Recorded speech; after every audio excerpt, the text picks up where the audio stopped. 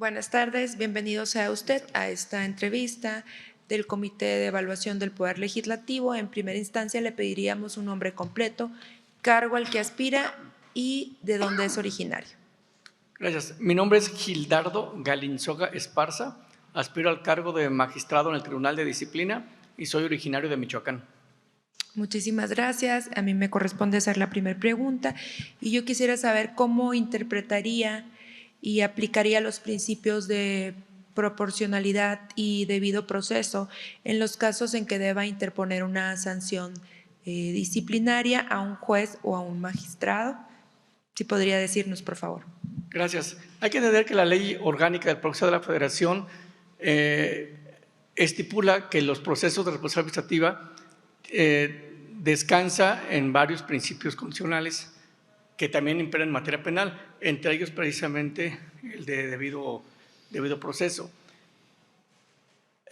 La única manera de cumplir, acatar el debido proceso y la proporcionalidad, por supuesto, pues es acatar, vigilar, dentro de la visión del Tribunal de Disciplina, vigilar escrupulosamente que todos los jueces y magistrados acaten cada una de las fases de cada proceso o procedimiento judicial con todas las formalidades que la normatividad respectiva de cada uno de los procesos exige, desde la designación del emplazamiento, designación de defensor, desde el respeto al ofrecimiento de desahogo de pruebas, hasta, por supuesto, hasta la resolución y la posibilidad de poder interponer el recurso que la normatividad depende, cada responsable administrativa, el recurso que proceda. No sé si entendí su pregunta correctamente. Gracias. Magistrado, buenas tardes. Buenas tardes. Si nos pudiera hablar de cómo está regulado en México el error judicial y si nos puede hablar de otras experiencias comparadas de favor. Gracias. Hay una jurisprudencia de la Suprema Corte que está vinculada al error judicial, que es la negligencia, el error inexcusable. Entonces, en este error judicial, pues lo podemos, se debe de entender, perdón por las boletillas, el nervio, cuando dentro de una decisión jurisdiccional administrativa, también puede ser, se comete un yerro, no se aplica la norma correcta, se aplica incorrectamente, o bien la jurisprudencia o acuerdos generales, actualmente el Consejo de la Judicatura Federal, en otro momento será el Tribunal de Disciplina. Hay muchas clases de error que se pueden dar por jueces y magistrados, y cada error depende, su trascendencia es como se amerita la sanción. Hay errores que no trascienden hacia terceros porque pueden ser enmendados. Un juez de distrito puede cometer un error, pero puede ser enmendado por el tribunal colegiado, por el tribunal de apelación ahora, y pues quizás no tuvo mayor trascendencia, que no significa que no pueda ser sancionado, pero la gravedad ya no es la misma a un error que sí trascienda a efectos permanentes en alguna de las partes. Bien, una pregunta relacionada más bien con el principio de celeridad. ¿Cómo hacer más ágil la impartición de justicia? ¿Qué cree usted que son como los factores que la hacen lenta para atenderlos? Definitivamente, en mi experiencia, tengo 35 años en el Poder Judicial, lo que más hace lenta la justicia es la falta de órganos jurisdiccionales. Es una infinidad de asuntos. Por ejemplo, en una experiencia de tribunal colegiado podemos listar 12 asuntos promedio. Hay tribunales que se van a 20, 25 asuntos por sesión, por ponencia, pero aún así es insuficiente. ¿Por qué? Porque hay cientos de asuntos formados para resolver.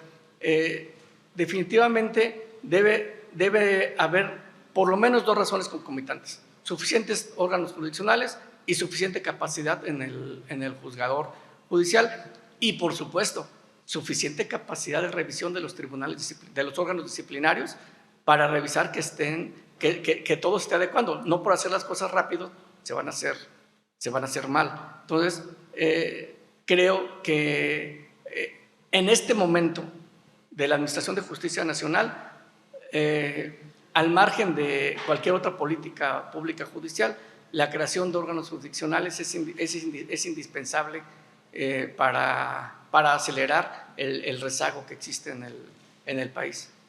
Muchas gracias por sus respuestas. Gracias. Magistrado, gracias. Quería preguntarle, ¿qué opinión le merece la suspensión que se otorgó para que se suspendiera, valga la redundancia, el proceso de selección por parte del Comité del Poder Judicial y por qué? Bueno, esta suspensión, y aclaro que la veo por los medios de comunicación, no leí, pero digamos, por lo que sé superficialmente, la Comisión Juez de Distrito en el estado de Michoacán, entiendo que las partes involucradas no pusieron recurso porque se considera que el juez no tiene competencia para resolverlo. En mi opinión, el juicio de amparo, más allá, un paso atrás de la suspensión, debe haberse impugnado. Actualmente existe una jurisprudencia de la Suprema Corte que permite sobreseer el juicio fuera de audiencia. Entonces, creo que se debió solicitar al juez de distrito que sobreseyera fuera de audiencia por la reforma constitucional de que ya no procede el juicio de amparo contra reformas constitucionales. Puede tenerse el criterio, supongo, y solamente suposición, que se está impugnando la propia reforma constitucional y que en atención al principio, se me olvidó el nombre, donde está en juego el fondo del asunto lo hizo todos los días, se me fue, perdón. No se preocupe. Bueno, el caso es que creo que el juicio de amparo es improcedente y por lo tanto la suspensión. ¿Por qué? Porque hay que paralelamente, la Corte Interamericana de Derechos Humanos, si bien existe el criterio de que debe estar el derecho internacional por encima de la Constitución, lo cierto es que la Primera Corte de Justicia de la Nación, en la actual integración, considera lo contrario, que la Constitución está por encima del derecho internacional, tratándose de restricciones constitucionales. Esto es, cuando la Constitución expresamente ordena algo, no hay resolución internacional que pueda sustituirla. Por lo mismo, aún y con este criterio, si el juez fue el que utilizó para admitir la demanda de amparo y conceder la suspensión, considera que puesto la constitucionalidad de la Constitución, es algo que no procede porque la propia criterio constitucional, si mal no recuerdo, es la Constitución Tesis 293-2011 sobre restricciones constitucionales. No hay manera de que en el fondo del asunto se pueda resolver de inconstitucional la reforma constitucional. Gracias. Esta pregunta no, en modo alguno, quería saber su posición personal ni presionarlo en un tema que por supuesto le resulta cercano, pero más bien quería yo continuar con la siguiente pregunta. Independientemente del sentido de la resolución del juez, estuviéramos o no de acuerdo, justiciables o juzgadores, usted como magistrado de disciplina judicial, sabiendo que siempre un juzgador tiene más de una opción para resolver y escoge A y no escoge B, pero probablemente no justificó por qué no escogió B, y no obstante que hay cadenas impugnativas, se generan condiciones de irreparabilidad del daño, por ejemplo, que los compañeros que estén concursando en el Poder Judicial se queden sin poder concursar, pero hay una cadena impugnativa, se resuelve y se les concede el amparo, pero es irreparable. ¿Considera usted que existe responsabilidad judicial, no administrativa por negligencia, sino responsabilidad judicial por el sentido de las resoluciones? Bueno, es una pregunta sumamente interesante y profunda que puede tener también más de una opción. Yo, en principio, esa es mi opinión personal.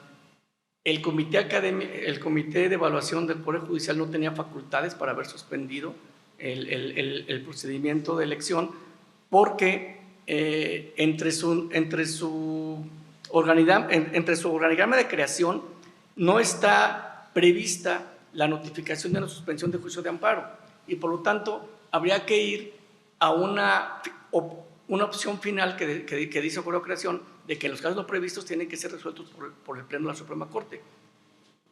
Aquí lo hicieron al revés. Primero suspenden, acatan la suspensión y después le consultan a la Suprema Corte. Creo que eso es incorrecto. Creo que eso no debió ser así. Esa es mi opinión.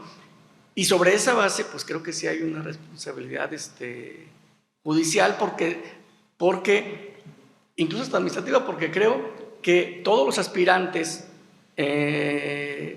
para participar en esta elección por el Poder Judicial, pues han sido afectados en sus derechos electorales. Es cierto que está en juego o en discusión el tema… Le queda menos de un minuto para concluir.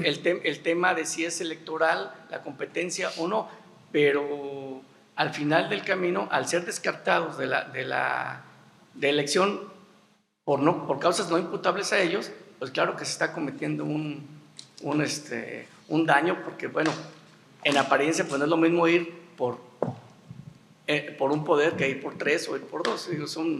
Porcentualmente hablando, pues hay más posibilidades si se logra la candidatura por más de un poder.